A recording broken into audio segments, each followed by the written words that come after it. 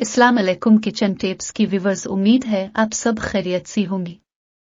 आज हम बताएंगे बिरयानी पकाने की तरीके। बिरयानी पकाने के लिए दर्ज किचन टिप्स मददगार साबित हो सकते हैं। एक, मुनासिब चावल इंतखाब करें। बिरयानी के लिए सबसे अहम चीज है कि आप अच्छे क्वालिटी के चावल इस्तेमाल करें, मसलन बासमती या सिलजीत। 2, गोश्त की तैयारी। गोश्त को जायके के मुताबिक मरीनेट करके अच्छी तरह से पकाएं, इससे जायका बढ़तर होता है।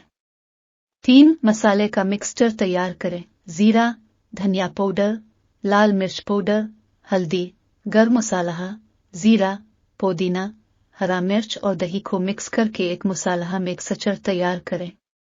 4, प्याज का मिक्सचर तैयार करें।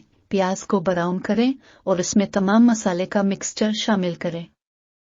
5, चावल और गोश्त को भिगोएं। चावल को पानी में धोकर अच्छी तरह भिगो दें और गोश्त को भी उबालकर उबाल लें।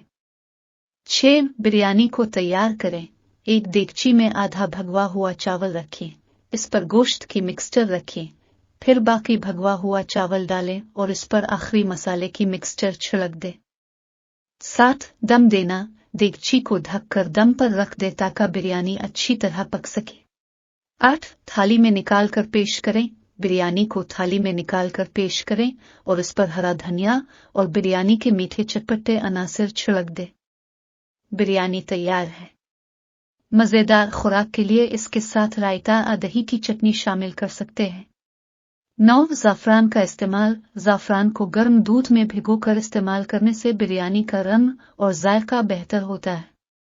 10, थाली को गर्म करना। बिरयानी की थाली को जीरा को ऊपर से छिड़क कर उसे दम देने से खुशबू और जायका में इजाफा होता है। 11, आखिरी दम देने का तरीका। बिरयानी को आखिरी दम देने के लिए थाली को किसी दबे या गर्म मकान में रखकर 15-20 मिनट के लिए छोड़ दे।